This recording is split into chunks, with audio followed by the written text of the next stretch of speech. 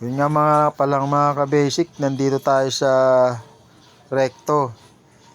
May nag-request lang sa atin na silipin ng kanyang unit. So atin naman pinaunlakan.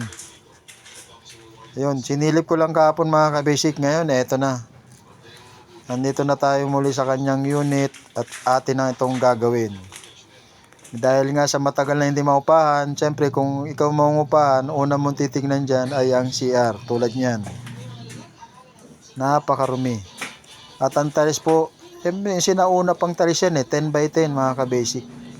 So, lalagyan na natin ng panibago yan. Yan o. Mahirap na siyang linisin. Syempre pangalawa, eto, yung kitchen din nila, syempre ganun din, sinauna rin. At yung kanilang sink, napakarumi na masyado. Kasi nga, matagal na dito walang nakatira. So yun, umpisa na natin gagawin yan.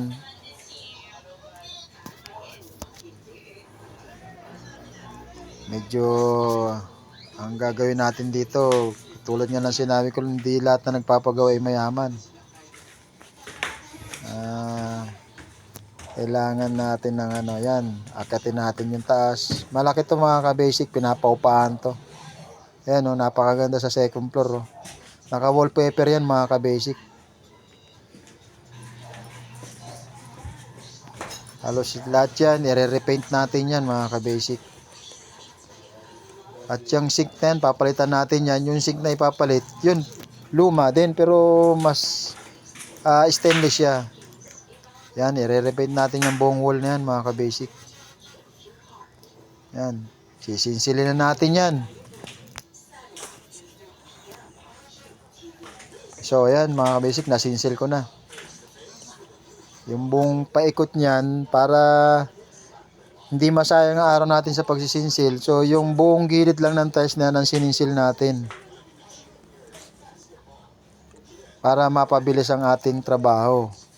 Ngayon yung mga natitirang yan, titiktikin pa rin natin, susugat-sugatan lang natin yan mga ka-basic.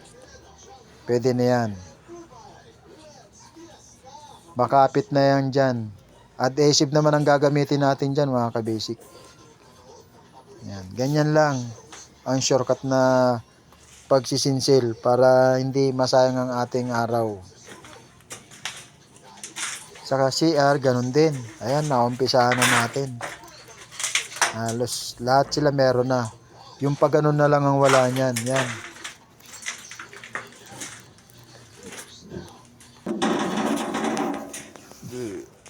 Yan mga ka-basic. Ito na nga pala yung sink. Luma din pero stainless siya mga ka-basic. Yun. Kita mo naman yung ilalim ng sink. Puro tapal na rin ng epoxy. Pero okay lang yan. Walang problema yan. Gagawa lang natin ng paraan yan.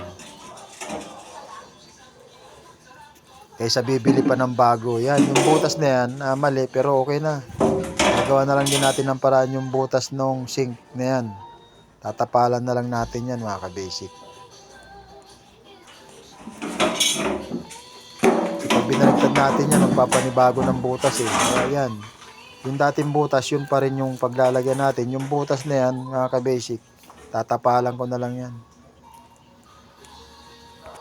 Para mapabilis lang yung trabaho. Yun. Natapos na natin pagsisinsil sa CR, babalikan natin yan bukas. So yan, nakapaglatag pa rin tayo ng tiles bago mag alas 5 ng hapon mga ka-basic. Kita mo naman, no? Napakabilis natin mga ka-basic. Kung nga natin inisipin na wala tayong kasama dyan, kahit nag-iisa lang tayo, trabaho lang ng trabaho. Huwag mong isipin nag-iisa ka lang. Yun.